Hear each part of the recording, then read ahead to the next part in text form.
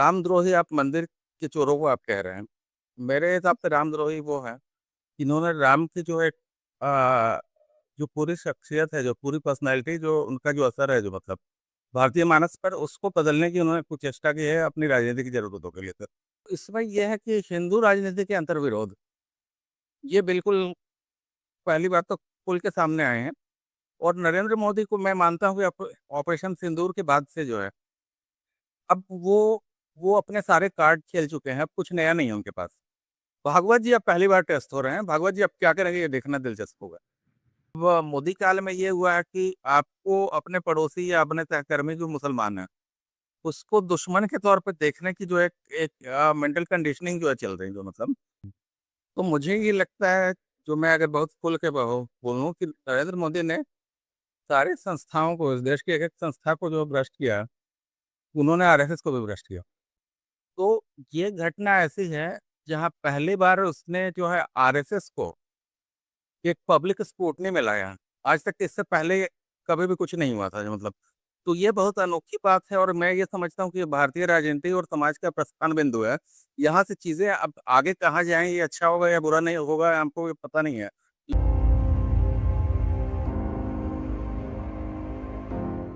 नमस्कार, मैं हूं निधीश त्यागी और आप हैं हरकारा डीप डाइव पर। और हमारे साथ हमारे खास मेहमान हैं लेखक और पत्रकार राकेश कायस्थ, और जिनकी बहुत महत्वपूर्ण और एक दिलचस्प नॉवेल है, उपन्यास है राम भक्त रंगबाज नाम से। और वो लंबे समय से भारत की राजनीति पर फेसबुक पर लगातार लिखते रहे हैं। और मैं उनसे कह रहा था कि इस बारे में बात करें कि हम कैसे देखते हैं तीन सिरों पर। एक, भारतीय जनता पार्टी के लिए क्या मतलब है इस बात का, और राष्ट्रीय स्वयंसेवक संघ के लिए और उसके जो सारे अगल बगल में जितने संगठन हैं उनके लिए। और फिर जो राम भक्त है इस समय, वो इसको किस तरह से देखे कि जहाँ पे उसके जो चढ़ावा है, उसका जो चंदा है, और जिन लोगों पे उसने यकीन किया था, उन्होंने उसको यकीन को किस तरह से तोड़ा है और अभी भी अपनी गलती मानने को ठीक से तैयार नहीं। और राकेश। शुक्रिया निदेश जी, अपने चैनल पर आमंत्रित करने के लिए। काफ़ी समय से बात हो रही थी हमारी, तो आज मुहूर्त आया उसका, तो अच्छी बात है। तो लेकिन अभी जो देश में चल रहा है वो कोई बहुत अच्छा नहीं है। और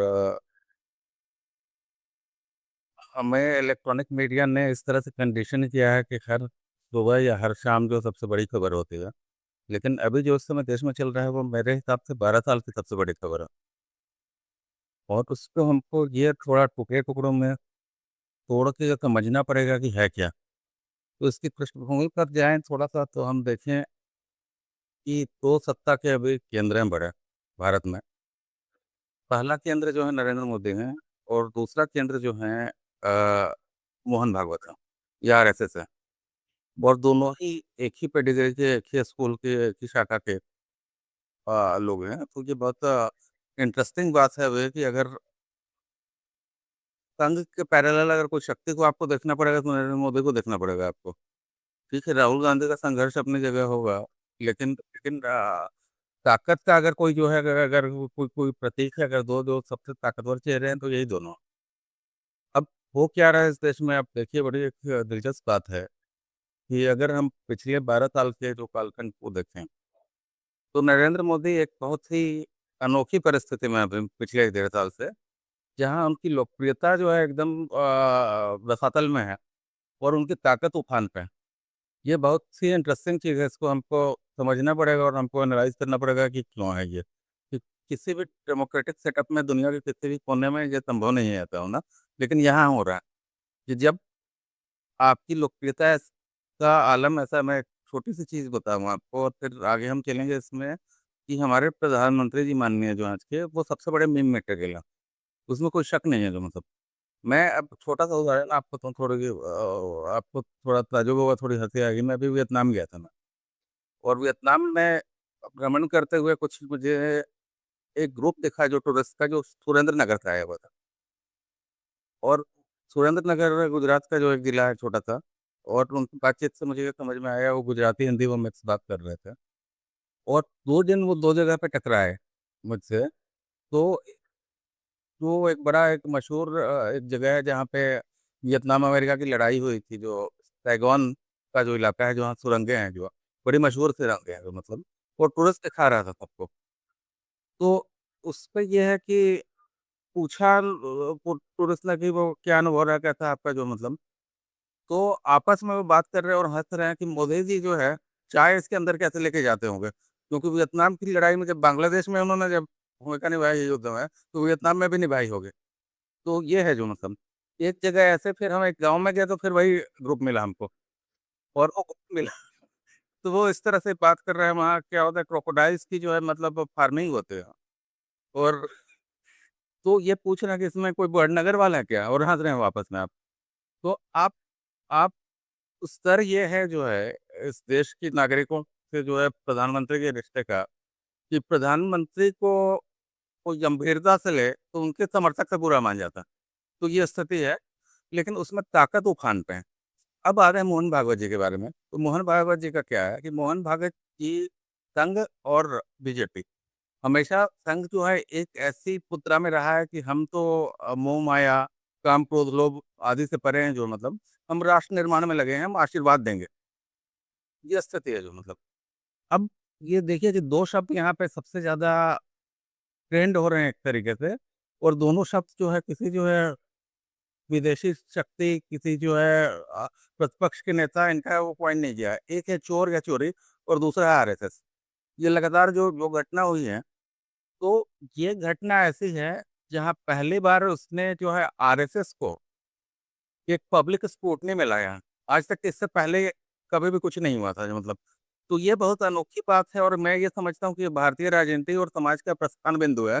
यहाँ से चीज़ें अब आगे कहाँ जाएँ, ये अच्छा होगा या बुरा नहीं होगा, हमको ये पता नहीं है। लेकिन यहीं नहीं रहेंगे, ये बात बहुत स्पष्ट है। बिल्कुल।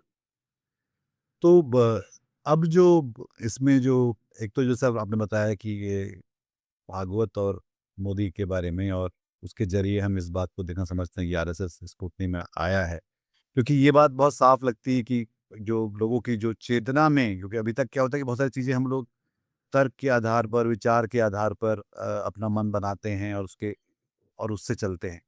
पर जो राम मंदिर की जो पूरा मूवमेंट रहा है, आंदोलन रहा है, वो आंदोलन इस तरह से रहा है कि वो लोगों की चेतना में जाके उसने घर बनाया, जहाँ पर दरअसल जहाँ से पूरा भक्त का जो अभ्युदय होता है, जहाँ पे वो तर्क और विचार को एक तरह से किनारे रख देता है और एक सिर्फ भाव और आस्था से चीज़ों को तय करने लगता है। पर ये जो दोनों घटनाएँ जो हुई हैं अभी, जहाँ पर एक तरफ संघ की वैधानिकता पर सवाल कर रहा है प्रियांक खड़गे और बाकी लोग, और दूसरी तरफ राम मंदिर का जो ये जो पूरा मामला है, जहाँ पे चढ़ावा को लेकर डकैती हुई है, कमीशनखोरी हुई है, मतलब ऐसा कुछ छोड़ा ही नहीं जहाँ पे खसोटा नहीं गया हो वहाँ आने वाले पैसे, आमदनी, खर्चों को। तो उसकी रोशनी में ये जो चेतना पर जो असर है लोगों की, जो लोग उनको मौत मानते हैं, वो राम को भी मानते हैं और मोदी जी को भी वोट देते हैं, या लगभग एक ही चीज़ है दरअसल, अभी तक ऐसा माना जाता रहा है। तो वहाँ पर क्या हो रहा है राकेश? ये बहुत अच्छा सवाल पूछा है आपने, और इसको समझने के लिए हमको थोड़ा पीछे जाना चाहिए, मुझे लगता है। और वो ये कि जो लोग ये कहते हैं कि तुलसीदास ने जो है उत्तर भारत में राम को स्थापित किया, और राम जो है हमारे सिर्फ आस्था का नहीं, हमारे जो है एक रोजमर्रा के जीवन का एक हिस्सा बना, तो लोग कहते हैं। मैं इस बात से सहमत हूँ, लेकिन आंशिक तौर पर सहमत हूँ। अब जैसे तुलसीदास से पहले 200-300 साल पहले कबीर हुए, जो मतलब जो एक मुसलमान जो रहा है जो मतलब, और कबीर से राम का क्या रिश्ता है? तो कबीर से जो राम का जो रिश्ता है, वही जो है भारतीय मानस से राम का रिश्ता है। इसमें कोई भी शक नहीं है जो मतलब। और फिर हमने यहाँ तक देखा कि जो राम को लाए हैं हम उनको लाएंगे। तो अब इसमें ये कई बातें ये समझने की बातें हैं कि जो राम की मर्यादा का जो हुँ, रामद्रोही आप मंदिर के चोरों को आप कह रहे हैं। मेरे हिसाब से रामद्रोही वो है, इन्होंने राम की जो एक आ, जो पूरी शख्सियत है, जो पूरी पर्सनैलिटी, जो उनका जो असर है जो मतलब भारतीय मानस पर, उसको बदलने की उन्होंने कुछ चेष्टा की है अपनी राजनीति की जरूरतों के लिए सर। और मैं बहुत स्पष्ट तौर पर मेरा ये मानना है कि संघ जो है एक कतई गैर राजनीतिक संगठन नहीं है। संघ एक 16 आने राजनीतिक संगठन है, जो कुछ गैर राजनीतिक, कुछ सामाजिक काम भी करता है, कुछ धार्मिक काम भी करता है, लेकिन पूरी तरह से वो राजनीतिक संगठन है। और एक ऐसा राजनीतिक संगठन है जो अपनी जो है पॉलिटिकल कैलकुलेशंस में और बाकी चीज़ों में मीलों आगे है, बाकी हुँ, तमाम अपने प्रतिद्वंदियों से, इसमें कोई शक नहीं है। तो इस बात का क्रेडिट देना पड़ेगा उनको। अब संघ चाहता क्या है? संघ जो है भारतीय समाज को स्थायी तौर पे विभाजित करना चाहता है, ताकि बिना किसी और कंसिडरेशन के आप 80% या 85% वोटर हैं, तो आप वोट डालते रहें और एक सत्ता बनी रहे एक ऐसी, और वो जो मन में आए वो करते रहें। और इसके अलावा और कोई जो है, कोई दूसरा लक्ष्य उनका दिखाई नहीं देता है। अब ये हुआ क्या है जो सुन पा रहे हैं? हाँ, जी, जी। तो अब हुआ क्या है, ये देखने की बात है कि अब ये बड़ी एक दिलचस्प बात छिड़ी हुई है जो है कि नरेंद्र मोदी और मोहन भागवत में जी, दोनों में कौन ज़्यादा नैतिक है, और इसको पलट दें तो कौन ज़्यादा अनैतिक है। ये दोनों बातें। अब मैं ये क्यों कह रहा हूँ, ये देखिए अब इसको, कि आपने जो है एक राजनीतिक आंदोलन खड़ा किया राम मंदिर का, जो कि लाल कृष्ण आडवाणी इसको स्वीकार कर चुके हैं कि ये मूलतः एक राजनीतिक आंदोलन है। उन्होंने स्पष्ट तौर पे स्वीकारोक्ति है उनकी, जो प्रथम पुरुष थे उनके राम मंदिर आंदोलन के। अब आपने राजनीतिक आंदोलन खड़ा किया, आपने सत्ता ले ली उससे जो है, आपने मंदिर बनवा लिया।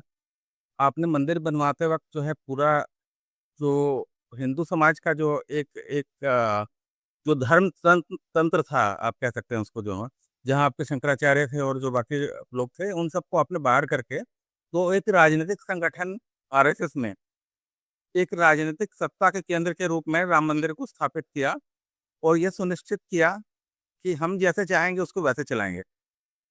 उसके बाद आपने वहाँ पे अपने लोग बिठाए सारे, चुन-चुन के। बिल्कुल।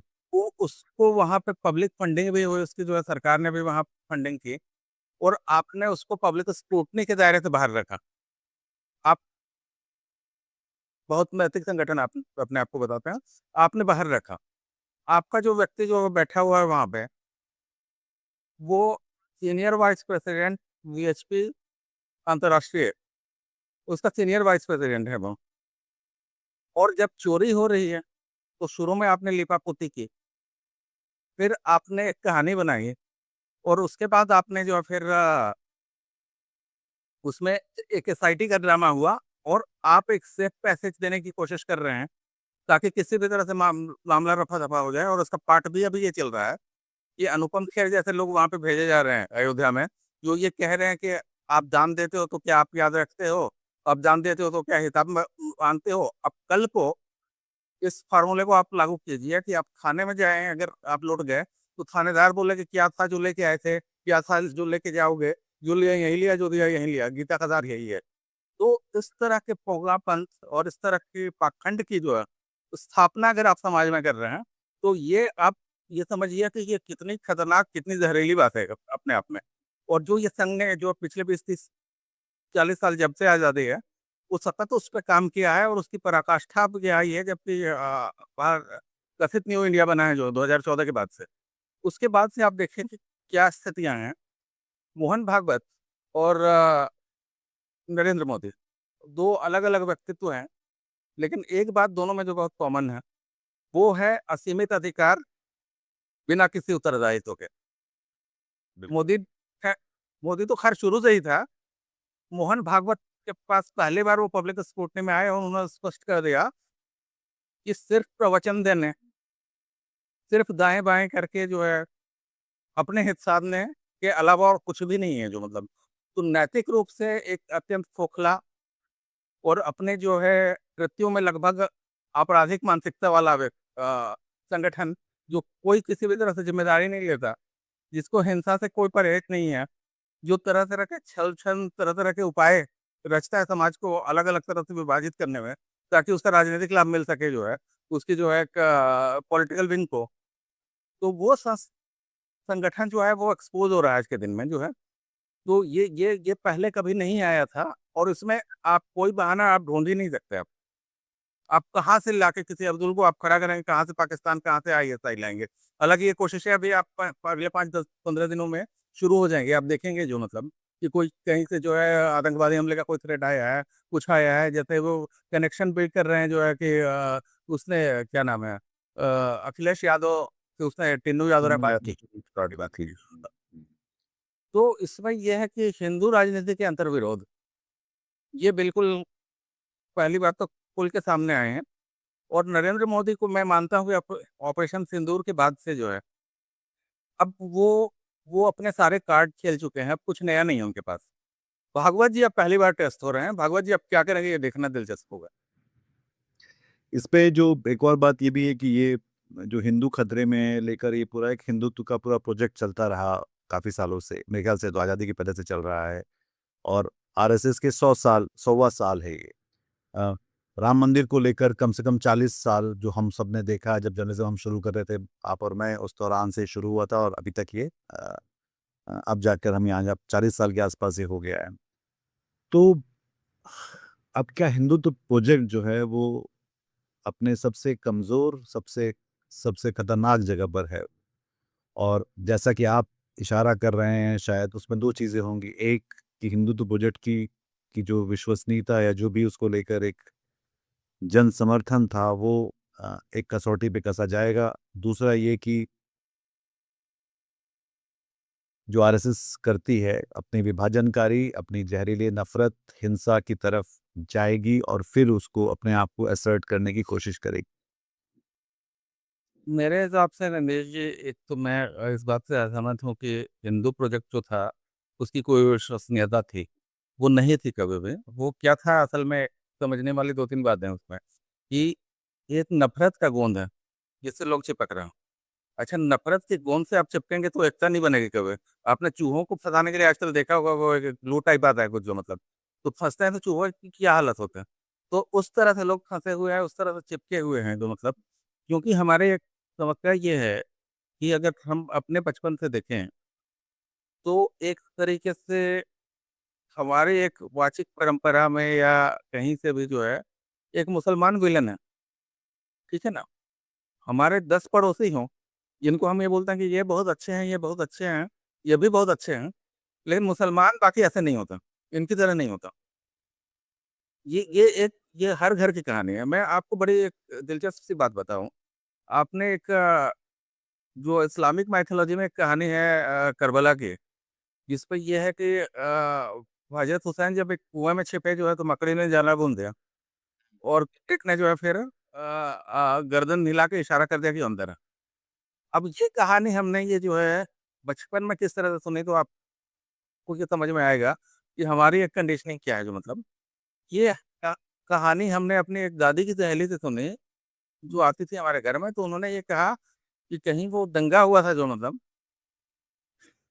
कहीं दंगा हुआ था तो हिंदू वहाँ छिपे थे, तो मकड़ी ने जो क्या मुसलमान छिपे थे जो है, और फिर उसने बता दिया जो गिरगिट ने गर्दन हिला के बता दिया, इसलिए वो गिरगिट को मारते हैं।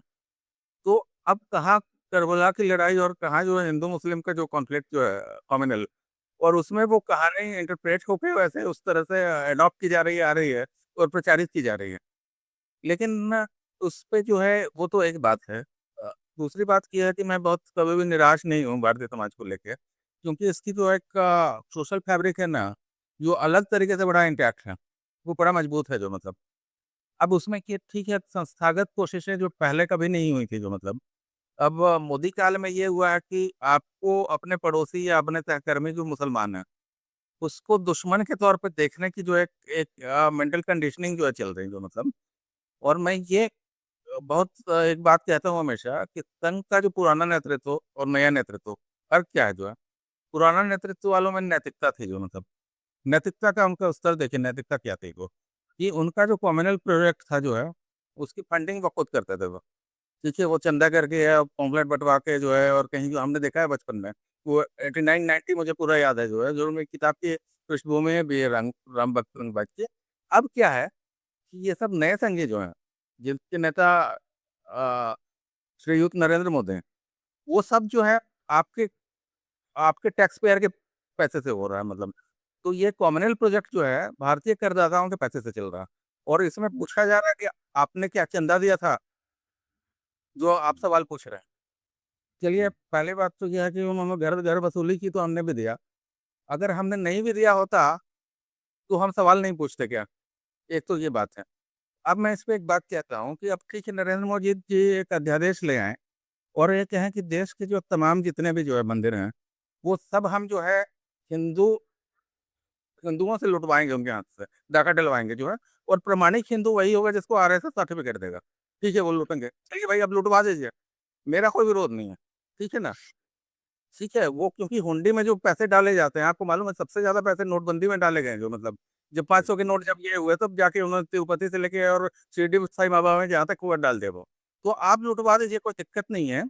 मेरा प्रश्न सिर्फ़ ये है कि जो टैक्स पेयर का पैसा है, उससे आप जो आपके जो काँवड़िया हैं जो है, जो तोड़-फोड़ कभी आप निकल के आप जाके देखिए कि क्या होता है वहाँ पे जो अभी एनएच 24 पे वो शुरू हो जाएगा मतलब। आप उनसे हेलीकॉप्टर से आप पुष्प वर्षा करवाएँ आप जो है, और आप आईपीएस अधिकारियों से पैर दबवाएँ उनके, और जो छात्र जो है, जब लाइनों में लग के वो जाएँ जो है लटक के जो है परीक्षा देने, तो उसपे आप लाठियाँ चलाएँ, तो ये नहीं चलेगा। अब ये देश किसी भी हालत में इसको स्वीकार करने को तैयार नहीं है। और मेरा नीतीश जी, मैं एक बात है मैं आपको कहूँ कि मैं हमेशा समाज को निचले स्तर से देखता हूँ मैं। जैसे 2019 का जो इलेक्शन जब चल रहा था, तो मैं लोगों को ये कह रहा था कि अंडर करंट है नरेंद्र मोदी के पक्ष में जो है, क्योंकि मैं रोज़ाना 3-4 ऑटो वालों, सब्जी वाले, ठेले वाले, रेहड़ी वाले से बात करता हूँ। ये मेरे रोज़ का रूटीन है जो अभी तक है जो मतलब। तो उसके आधार पे मैं कह रहा था कि वो अंडर करंट है और ये लैंडस्लाइड में कन्वर्ट हो सकता है। और मैं अभी ये कह रहा हूँ कि ये गुस्सा जो है अभी, इतना भूतपूर्व गुस्सा मैंने कभी भी शायद अन्ना के समय जो है कुछ माहौल जब बनाया गया था, तो शायद उसमें होगा, लेकिन वो भी गुस्सा नहीं था, वो ये था कि एक सरकार को बदल देने हैं। और सदाचार का दौरा दौरा पड़ा हुआ था उस समय लोगों को, क्योंकि अन्ना बैठ गए थे जंतर मंतर पे और वो ड्रामा चल रहा था, वो तमाम तरीके से। तो ये अलग तरह का गुस्सा है, और शायद इसी को वेंट आउट करने के लिए कॉकरोच पार्टी को अलाउ किया गया वहाँ पे। सरकार जानती है ये बात अच्छी तरह से। क्योंकि आप आप देखिए ना कि अब देश की क्या स्थिति है इस समय जो है। आप मैं अगर कॉर्पोरेट रिज़ल्ट अगर देखूँ तो 2024 से जो है जुलाई का जो महीना सेकंड क्वार्टर से जो है, वो अभी तक जो है कॉर्पोरेट रिज़ल्ट लगभग नेगेटिव है। आपका जो है जीडीपी के जो आंकड़े आप बताते हैं जो मतलब, उससे कॉर्पोरेट रिज़ल्ट का कोई कोरिलेशन नहीं है, और कोई भी बिज़नेस चैनल आप खोल के देखिए, तो अब लोग खुलेआम ये बोलने लगे। पहले डरते थे लोग, अब खुलेआम बोलने लगे। अब लोग ये बोलते हैं कि भाई आप ये बताइए कि हम देश की सबसे बड़ी पेंट कंपनी हैं। आप ये कह रहे हैं कि ये 8% या 7% जो भी है जो जीडीपी ग्रोथ है, उसमें इन्फ्लेशन एडजस्ट करें तो और ज़्यादा हो गया मतलब जो है 11-12%। तो हम 3% पे क्यों हैं? या हम बड़े एफएमसीजी हम डिग्रो कर रहे हैं, तो भाई जो है ग्रोथ कहाँ से आ रहा है आपका? आईएमएफ जो है आपका ये कह रहा है कि भाई भारत के जो आंकड़े हमको समझ नहीं आते। आप क्या कहें आपका इसका? तो और दूसरी बात ये आप देखिए भाई, एक कहता हूँ एक बड़ी अजीब-सी बात है जो है, कि राज दरबारी आपको वैद्य जी याद होंगे आपको। तो वैद्य जी के बारे में एक बात बड़ी मशहूर थी कि वैद्य जी जो है प्रकट रोग का इलाज प्रकट तरीके से करते थे, और गुप्त रोग का इलाज गुप्त तरीके से करते थे। तो प्रकट रोग क्या है जो है मतलब? प्रकट रोग ये है कि चिन्हित करके कोई समस्या लेके आना इस देश में, कि जहाँ पे जो है किसी भी एक उसको खास करके मुसलमानों को, लेकिन बाकी अलग-अलग समूहों को भी, सिर्फ मुसलमान नहीं है उसमें जो है, या जो लोग जो साथ नहीं हैं, जो प्रतिपक्ष के लोग हैं, जो या जो लोग जो सरकार से ना इत्तेफ़ाक़ी रखते हैं। तो ऐसे तमाम लोगों को चिन्हित करवा के और उनको लिंच करवाना। अब लिंचिंग देखिए 3 तरीके से हो रही है जो है देश में। एक तो सड़क पे हो रही है, सबसे जो उसका उदाहरण है कि जो है जिनको फूल माला पहनाया गया, जो जिन लोगों ने लिंच किया मतलब। सैकड़ों लोग मार दिए और कोई अकाउंटेबिलिटी नहीं है आपकी जो मतलब। आपने जो जितने भी जो है राज्य सरकारें हैं बीजेपी की, उन्होंने प्राइवेट मिलिशिया बना दिया जो मतलब इस तंत्र को। आप देखिए कितनी खतरनाक बात है ये जो मतलब, कि आप कहाँ लेके जा रहे हैं देश को। अब कोई उस पे बात नहीं हो रही किसी भी तरह से। तो मैं प्रकट रोग पे आता हूँ, तो प्रकट रोग ये है जो है कि एक विभाजक रेखा जो नरेंद्र मोदी जी जो खींच रहे हैं उसको उनको निरंतर गहरी करते जाना है। क्योंकि उनको मालूम है कि जो है मतलब वो रेखा अगर जिस दिन मिट गई, उस दिन वो भी मिट जाएँगे। तो वो रेखा उनको जो है गहरी करते जाना है मतलब, एक तो ये हो रहा है। दूसरी बात इसके साथ-साथ ये हो रही है कि जो गुप्त रोग है जो मतलब गुप्त गुप्त रोग है जो इकोनॉमी है। इकोनॉमी के फ्रंट पे मुझे ये लगता है कि गवर्नमेंट ने जो है 2 साल में सबसे गंभीर प्रयास किए हैं उसको पटरी पे लाने का और कभी क्रेडिट नहीं दिया उसको। देखिए कमाल की बात है जो मतलब हुँ। जो सरकार ढोल पीट देती है छोटी-छोटी चीज़ों का, उन्होंने कोई ये बड़ा दावा नहीं किया कि हम इकोनॉमी के लिए कोई बहुत बड़ी चीज़ करने जा रहे हैं। वो गुपचुप कर रहे हैं, वो क्यों कर रहे हैं ऐसा? क्योंकि वो आश्वस्त ही नहीं है कि उसके परिणाम क्या होंगे। क्योंकि उनको समझ ही नहीं है जो मतलब। अब छोटा-सा उदाहरण है कि जो आपको याद है ना पॉपकॉर्न पे जो है जीएसटी लगा था एक बार, जीएसटी के दायरे में और 3 तरह के जो पॉपकॉर्न को विभाजित करके जो मतलब और 3 प्रकार के जीएसटी ग्रुप में उनको डाले गए थे मतलब। अब पॉपकॉर्न की जो इंडस्ट्री है जो मतलब मैंने रिसर्च-विसर्च किया तो पता चला कुल 700-800 करोड़ रुपए की जो है मतलब पूरी इंडस्ट्री है जो मतलब। उसपे देश की माननीय वित्त मंत्री जी ने 5, 7, 8 मिनट उसको एक्सप्लेन करने में खर्च किए। तो जो सरकार जो है इतनी अयोग्य हो, कि उसको ये पता ही नहीं हो कि उसको प्रायोरिटी क्या है जो मतलब, तो उससे आप क्या उम्मीद करेंगे? तो अब ये पॉपकॉर्न पे जो सरकार जो है जीएसटी लगा के किसी तरह से पैसे निकालना चाह रही थी। किसी भी तरह से वो चाहते हैं कि आपकी जेब में हाथ डाल के वो पैसे निकाल लें। उस सरकार ने जो है अचानक जो है इनकम टैक्स काट दिया। उस सरकार ने 2 बार जो है बैंक दरें जो घटाई, ठीक है? उसके बाद उस सरकार ने फाइनली जीएसटी भी काट दिया। अब ये एक बात मैं सुन रहा हूँ कि जो है अभी क्या है कि जो है शेयर बाज़ार बड़ा दुखी है, क्योंकि उन्होंने आप जो है लॉन्ग टर्म और शॉर्ट टर्म कैपिटल गेन जो है आपका है जो मतलब आप आपको याद होगा कि डिविडेंड एक समय टैक्स फ्री होता था जो है, क्योंकि सरकारें भी जानती थीं कि मध्यम वर्गीय व्यक्ति जो है, उसके पास बेचारे के पास कोई ज़रिया ही नहीं है कि इन्फ्लेशन को बीट कर सके। तो उन्होंने ये कर दिया था कि भाई चलो आपका डिविडेंड और लॉन्ग टर्म कैपिटल गेन ये फ्री रहेंगे तो मतलब। इस पे उन्होंने टैक्स लगाया है जो मतलब और ये उन्होंने एक सुनिश्चित कर दिया कि किसी भी प्रकार से जो है, आप इन्फ्लेशन को कभी भी बीट नहीं कर पाओगे। आप खाते रहोगे, कमाते रहोगे, आपकी ज़िंदगी निकल जाएगी, सेविंग नहीं होगी कुछ आपके। लेकिन ये सब करने के बाद जब सरकार को ये समझ में आया कि ये सब कुछ बैकफ़ायर कर रहा है, तब उन्होंने टैक्स काटने शुरू किए। और ये 1 डेढ़ साल से ये कोशिशें जारी हैं, उसके बावजूद आप देखिए कि जो पिछले क्वार्टर का भी जो रिज़ल्ट है, वो कोई बहुत उत्साहवर्धक नहीं है। इस बार कह रहे हैं लोग कि शायद जो है वो बेहतर होगा, तो हम उम्मीद करते हैं कि बेहतर होगा, लेकिन नहीं है उत्साहवर्धक। तो अब सवाल है कि इकोनॉमी के फ्रंट पे इस समय जो है देश जो है डायनामाइट पे बैठा हुआ बारूद की डर पे बिल्कुल, ठीक है?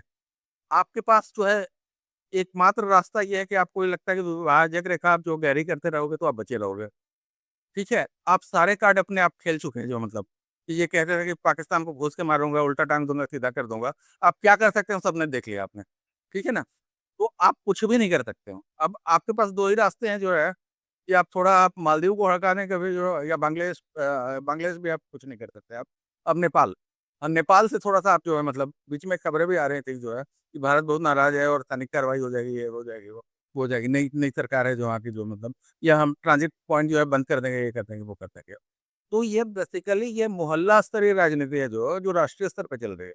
ये आप देखिए मोहल्ला स्तरीय राजनीति क्या है? कि जो होता है ना वो भाई मोहल्ला का जो, "अरे! आएगा ना मैं मार के उड़ा दूँगा मैं कर दूँगा गुरु, देखना ये कर दूँगा।" तो पूरा देश जो है उसी चकल्लस में है जो मतलब और ये चकल्लस क्यों अफ़ोर्ड कर रहा है देश ये भी समझने की बात है। ये छोटा-सा उदाहरण और मैं आपको बताऊँ। एक उदाहरण से हम समझ जाएँगे कि हम कहाँ से कहाँ पहुँचे हैं और फिर आगे भी देख लेते हैं हम कि कहाँ से कहाँ जा रहे हैं हम। 800 करोड़ रुपए जो है मार्केट कैपिटलाइज़ेशन हुआ करता था जो प्राइवेट बैंक देश का जो था, एचडीएफसी बैंक 90s में जो है। अब उसका मार्केट कैप है 15 लाख करोड़ रुपए, ठीक है? तो 800 करोड़ से 15 लाख करोड़ अगर आप गिनेंगे जो मतलब, तो संबित पात्रा की तरह हमें दिन में तारे नज़र आ जाएँगे कि मतलब कि कितने ज़ीरो होते हैं उसमें, तो 2000 गुना लगभग जो मतलब। बिल्कुल। तो वो एक उदाहरण है, मैं ये नहीं कह रहा हूँ कि हर कंपनी में ऐसे बड़ी है, लेकिन इकोनॉमी का जो पेस है जो मतलब, जो 90s में जो नौकरी करते थे लेट 90s में या लेट 20s 2000 में, वो देख लें कि उनकी सैलरी कितना गुना बढ़ी है जो मतलब। वो इसलिए बढ़ी है कि जो है भारत जो है लगभग 1996 से लेके जो है और 2010-11-12 तक जो मतलब 12 के बाद थोड़े ग्लोबल सिचुएशन भी जो है थोड़े मुश्किल हुए थे और जो है आखिरी कार्यकाल जो है मनमोहन सिंह का, उसमें 2 आखिर के 2 साल चुनौतीपूर्ण रहे थे थोड़ा-सा। तब महँगाई डैन हुआ करते थे, आपको याद होगा। अब तो नहीं है डैन खैर। तो तो अब ये है कि जो नया नई पीढ़ी जो अभी, जो हमारे जो बच्चे हैं ख़ास करके, उन्होंने वो संघर्ष नहीं देखा, हमने देखा है। कि हमने कभी ये माना ही नहीं था कि हम पत्रकार हैं तो हम कोई कार खरीद सकते हैं। हम तो स्कूटर ही खरीदने वालों में थे ना। अब जी। ठीक है, तो आर्थिक जो प्रगति हुई देश की जो मतलब, वो इसलिए हुई कि जो है आपका जो है एक इकोनॉमिक ग्रोथ जो है मतलब 7-8% कंसिस्टेंट तरीके से बढ़ा, और वो तब बढ़ा जब आईएमएफ ने कभी नहीं कहा कि हमको शक है जो उस नंबर पे। अभी तो कह रहा है कि शक है जो मतलब। तो आपका आपका सब कुछ अविश्वसनीय है अभी जो मतलब, और इसके आपके एकमात्र जो रेफरी थे जो अभी जो है, जो आशीर्वाद देते जो कहते नितिन, आपको याद होगा कि 2019 में जो है मोहन भागवत इस तरह से जो आशीर्वाद देने के लिए आए थे जब नितिन गडकरी को आगे किया गया।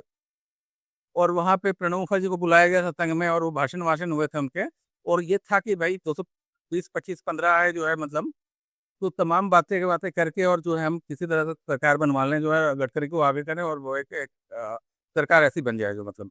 लेकिन अब देखिए, अब गतिन गडकरी का भी एथेनॉल में क्या हुआ जो मतलब, तो संघ का कोई प्लान बी सी मुझे कोई नज़र नहीं आ रहा है अभी जो मतलब, जो पहले आम तौर पे हुआ करता था। तो मुझे ये लगता है, जो मैं अगर बहुत खुल के बोलूँ कि नरेंद्र मोदी ने सारी संस्थाओं को, इस देश की एक-एक संस्था को जो भ्रष्ट किया, उन्होंने आरएसएस को भी भ्रष्ट किया।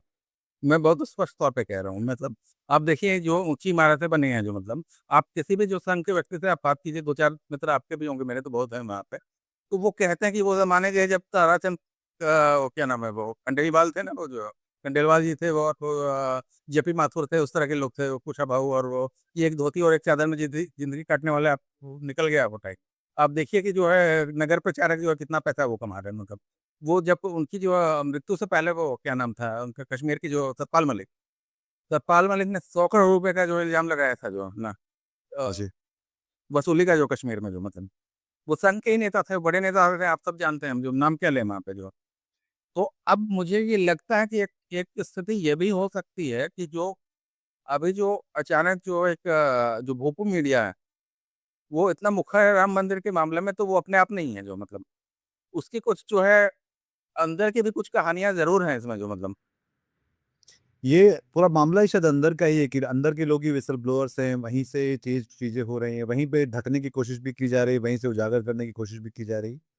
तो ज़ाहिर तौर पे ये एक पूरा मामला ही इस तरह से उभरता हुआ दिखलाई पड़ रहा है, जिसमें बाहर का कोई नहीं, और ये बिल्कुल भस्मासुर जैसा मामला है कि खुद ही अपने को आप नष्ट करने का जैसे हिसाब है, वो भी अपने 100वें साल में, और जो सबसे बड़ा आपका पॉलिटिकल प्रोजेक्ट था और जो कि राम मंदिर था, वो ही ठीक से आप मैनेज नहीं कर पाए। बाकी सब चीज़ों के एक के बाद एक आप देखते चले जाएँगे तो हर चीज़ में आप देखेंगे कि चाहे कोविड था, चाहे नोटबंदी थी, चाहे इकोनॉमी थी, चाहे नौकरियाँ थी, कहीं कुछ नहीं हो पाया, और ये भी ठीक से नहीं हो पाया फिर। मतलब आप देखिए तो बड़ी अजीब-सी बात आपको लगे कि जो कौन लोग हैं वो निकल के आ रहा। भाई कोई ऐसा तो नहीं है कि जो राहुल गांधी ने किसी को प्रोजेक्ट कर दिया, या कोई आप कह दें कि सोरेस का पैसा है, या वहाँ अमेरिका से वो खबर आई हुई मतलब जो है। आपके जो इनसाइडर जो है अयोध्या के जो लोग लोकल लोग हैं, और तमाम लोग जो हैं मतलब, उनकी बातें अगर सुनेंगे आप जो मतलब, जो मीडिया पे सोशल मीडिया पे ज़्यादा चल रहा है और मेनस्ट्रीम मीडिया पे भी चल रहा है आजकल जो मतलब, आप सुनेंगे तो आपको आपको ये लगेगा कि सिवाय संगठित अपराध तंत्र के सिवा ये कुछ है ही नहीं जो मतलब। जो तमाम तरह के लोग, एक व्यक्ति जो है कोई अभी 2-3 दिन पहले मैं उनका इंटरव्यू देख रहा था। वो कह रहा है कि मुफ्त में मैं वो पत्थर दे रहा था हमको, राम मंदिर बनवाने के लिए, और ये कह रहा था कि आप ले जाइए, आप धुलाई-वुलाई का आप दे दीजिएगा। उन्होंने हमसे नहीं लिया, और 5 गुना ज़्यादा भाव में जो है घटिया पत्थर उससे खरीदे हैं। तो इसको आप क्या कहेंगे? किस तरह से मतलब? और और जी, आखिरी में राकेश, मैं ये समझना चाह रहा था कि आप कैसे देखते हैं जो ये जो पूरा जो मानस है हिंदी पट्टी का, खास तौर पे जो बहुत ज़्यादा कम्युनल है, बहुत ज़्यादा पोलराइज़्ड है, और उस सब की वजह भी 2 ही हैं। एक कि उनको राम के नाम पे उनको इस तरह से लामबंद किया गया, इस तरह से पोलराइज़ किया गया है। तो वो उनके मन में, दिमाग में क्या चल रहा है, और क्या उसका प्ले आउट क्या हो सकता है आगे के लिए? एक मैं हरिशंकर प्रसाद जी हम सबके प्रिय लेखक हैं, और उन्होंने एक बात कही थी जो है, वो बात बड़े मार्के की। उन्होंने कहा था कि अद्भुत किस्म की तटस्थता है भारतीय लोगों में कि अगर कोई पीठ के पैसे छीने, तो वो दान का मंत्र पढ़ने लगता है इसमें। तो जो कहते हैं पैसा लग पड़े तो हर हर गंगे, और जो मतलब आपकी पिटाई हुई और पैसे छीन लिए जो मतलब, अब ये प्रोपोगेट किया जा रहा है लगातार कि अरे दान दिया तो तुम जो हिसाब कैसे मांगोगे, मतलब अनैतिक आदमी हो तुम जो मतलब नहीं मैं भाई साहब, वो सब तो जितना लिपापोती कर रहे हैं, जितना उसको ढकने की कोशिश कर रहे हैं, रोज नई खबरें निकल के आती हैं। अब इसमें वो ये उनके हाथ से निकल चुका। अब उसको आप दरअसल कवर नहीं कर सकते। अब देखिए चाहे मुझे कोशिश से जितने भी कर लो। पर अब मैं ये पूछ रहा हूँ कि वो जो उसका जो ऑडियंस था, जो उसका एक कैप्टिव, एक बंधक था, जो राम मंदिर के कारण या उसके नाम पे आपको एक वोट बैंक बन गया था और आज एक राजनीतिक प्रोजेक्ट की तरह था वो उसके दिलो दिमाग में क्या चल रहा है अभी, और उसका प्ले आउट आगे क्या होने वाला मतलब उसमें तो दो बातें हैं, एक तो बहुत ही शॉक और डिसबिलीफ जैसा है, मुझे दिखाई दे रहा है, मतलब जहाँ लोगों से बात कर रहा हूँ तो लोग ये कह रहे हैं ये क्या हो गया। उसका एक कारण ही है कि ये ओपन एंड शट केस है, ये मतलब ये कोई ऐसा नहीं है कि जो है मतलब कोई एक कहानी बना लेंगे और कोई दूसरा और तीसरा और चौथा और पांचवा पहलू और ये साजिश और वो साजिश और वहां से षड्यंत्र और वहां से जो है जो वो कौन सा है वो उनका एक बड़ा ये हाँ टूल किट, हाँ, तो वो सब कुछ आप कहानी नहीं बना पा रहे हो उसमें, एक तो दिक्कत ही है जो मतलब, और जो है? चोर शब्द है जो मैं बार बार एम्पलीफाई हो रहा मैं कह रहा हूँ मतलब, और वो एम्पलीफाई होके जो है एक जो है स्टोरीफोनिक साउंड में जो है वो मोहन भागवत जी के कानों में गूंज रहा होगा मतलब वो। लेकिन संघ को मैं एक बहुत ही एक शातिर संगठन मानता हूँ मतलब, और बहुत लंबी प्लानिंग होती है उनकी, और वो उनकी जो है समाज पे पकड़ पे है जो मतलब, और मेरे तो बहुत सारे मित्र हैं और ये अच्छे भले लोग होते हैं जो मतलब, सच्चे लोगों से मेरा बड़ा प्रेम है जो मतलब, और लेकिन खाली वो राजनीतिक विषयों को छोड़ के बाकी सारा सहयोग होता है, क्योंकि जो है अगेन परसाई ने ही कहा था कि फासिस्ट संगठन जो होता है उसमें दिमाग सिर्फ नेता के पास होता है, बाकी लोग तो हाथ पाँव होते हैं। तो ये बेचारे हाथ पाँव हैं, इनको कुछ भी मालूम नहीं है, वो कहेंगे कि शाखा में आइए, हम बड़े आपकी भ्रांतियां दूर हो जाएंगी, शाखा में आइए। तो मैं बोलूँगा ठेके पे आइए आप, आपसे बात की बुराई कर रहे हैं तो उसमें से ये देखिए बात है हाँ, कि एक जी जी। एक तो तो इनकम्पिटेंस है कि आप एक खुद ही हाँ, आप आपकी तो फिलहाल मैं ये कह सकता हूँ अभी आज की डेट में जो मतलब ये जो हिंदू राजनीति जो है अपने अंदर विरोधों में भरभरा रही है बिल्कुल, और उसमें वो टूट के गिरता हुआ दिखाई दे रहा। अब जैसे आप देखेंगे तो ये समझ पाना कठिन नहीं होगा कितने स्तर के कितने बड़े बड़े खेल चल रहे हैं जो मतलब, सक्सेशन का मामला है जो है, और बाकी लोगों को निपटा चुके हैं अमित शाह, योगी अभी हैं रास्ते में लेकिन, और काफी मजबूती से हैं जो मतलब, तो योगी के साथ जो है अभी अमित शाह का जो है वो तो एक है जो मतलब, दूसरा मुझे कि लगता है कि जो है 2024 से जो इनका ये चल रहा था कि जब जेपी नड्डा ने ये कहा था कि हमें जरूरत नहीं है संघ की, और उसके बाद से उनके नॉन बायोलॉजिकल उन्होंने भी मोहन भागवत ने जो है टिप्पणियां की घुमा फिरा के, तो एक क्षेत्र युद्ध सीधे सीधे चल रहा था, उसकी परिणति भी दिखाई दे रही है। और मुझे ये बात समझ में आती है कि जब जब इस देश के बड़े बड़े जो है न्यायाधीश जब ब्लैकमेल हो सकते हैं, तो भाई संघ के लोग क्यों नहीं हो सकता, ये भी एक देखने की बात है ना। तो मोदी जी ने भी जो कच्ची गोलियां नहीं खेली हैं, तो अभी ये आप देखते जाइए, ये बड़ा दिलचस्प होने वाला मामला जो भी है, उसमें ये जो है मानस की जहाँ तक बात है जो है मतलब, तो उसके लिए हमको थोड़ा देखना पड़ेगा, क्योंकि मैं एक जो हम पहले ही मानते थे कि भारतीय मतदाता जो है बड़ा होशियार है जो मतलब, और वो था भी जो मतलब, मैं उसको अभी भी डिस्कार्ड नहीं करता पूरी तरह से, लेकिन अब परिस्थितियां बहुत बदल गई हैं। अब अभी आज के देश समय हालात ये हैं कि कोई भी चुनाव सामान्य तरीके से जीते नहीं जा सकते, और चुनाव बीजेपी वही हारेगी जो वो हारना चाहेगी। ये बहुत स्पष्ट बात है।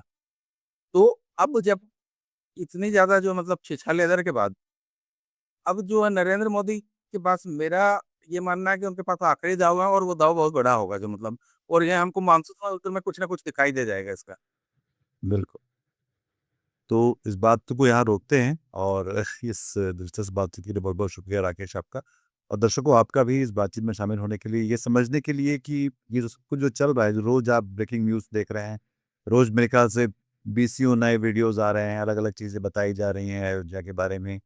अ, वहाँ से और उसके राजनीतिक और बाकी परिणतियों के बारे में।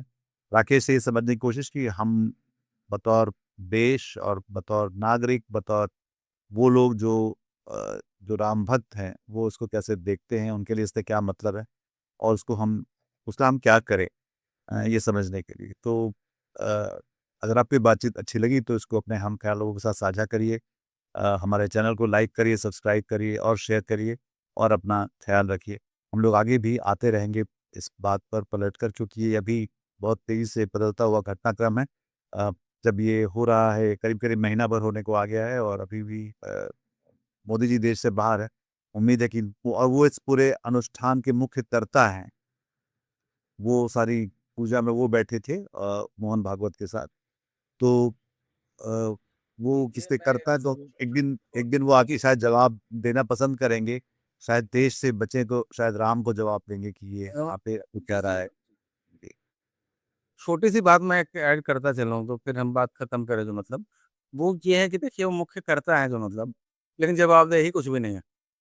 इसलिए मोहन भागवत जी के बारे में संघ के लोग जो है टीवी चैनल पर जाके कहते हैं कि पूरे देश के अभिभावक हैं, और पूरे देश के अभिभावक जो है मतलब इस पे आपने इतना जो हजारों लोगों का खून बहवा दिया, लेकिन वो आप एक लाइन आप बोलने को तैयार नहीं है। तो बिना किसी भी जो है उत्तरदायित्व के, बिना किसी अकाउंटेबिलिटी के तब तक भोगने का अनंत काल तक ये पूरा प्रोजेक्ट है, और इसको देश देख रहा है। सिर्फ यही कहूँगा। हिंदी में खबरें कितनी सारी हैं। आप दरअसल इन्फॉर्मेशन ओवरलोड के शिकार हैं। खबरें आ रही हैं आपके व्हाट्सएप पर, कुछ सच्ची, कुछ झूठी, कुछ तोड़-मरोड़ कर पेश की हुई। और आपके लिए कितना मुश्किल है कि ये तय कर पाएँ कि सच कहाँ है, जो ज़रूरी है और जो प्रासंगिक है इस समय की दुनिया के लिए, इस समय के देश के लिए, इस समय की नागरिकता के लिए, वो खबरें कहाँ हैं। और उन खबरों को हरकारा आपके पास लेकर आता है। हरकारा जैसे कि हमारी टैगलाइन है, शोर कम और रोशनी ज़्यादा। और इसलिए हाँ, वहाँ पर आप लगातार पाएँगे कि जो जन पक्षधर मुद्दे हैं, जो जन पक्षधर खबरें हैं, जो जन पक्षधर सवाल हैं, वो वहाँ पर लगातार जिन पर चर्चा होती रहती है। और उसके लिए आप देख सकते हैं कि लगातार किस तरह के लोग हमारे यहाँ आते हैं। हिंदी में जो मीडिया इंडस्ट्री है वो काफ़ी बड़ी है, पर हिंदी में जो पत्रकारिता है वो छोटी होती जा रही है। हरकारा की कोशिश उसे बचा के रखने की है और उसके लिए हमें आपकी ज़रूरत है। हम यहाँ लगातार वो चर्चाएँ, वो बातचीत, वो खबरें, वो एक्सप्लेनर्स आप तक लाते हैं, वीडियो के ज़रिए, ऑडियो के ज़रिए और टेक्स्ट के ज़रिए, जो इस विमर्श को आगे बढ़ाने में मदद करती है। बिना आपकी भागीदारी के ये मुमकिन नहीं है। इसलिए हम चाहते हैं आपसे कि आप इस खबरों को साझा करिए, हमारे चैनलों को साझा करिए, हमें समर्थन दीजिए, आर्थिक सहयोग दीजिए। हम अपना क्यूआर कोड आपके साथ यहाँ साझा कर रहे हैं। आप चाहें तो यहाँ पर अपना योगदान दे सकते हैं। आपके सहयोग से चलती रहेगी हरकारा की ये दुनिया और बची रहेगी पत्रकारिता का ये मिशन। आज की ताजा खबर, आज की ताजा खबर, आज की ताजा खबर।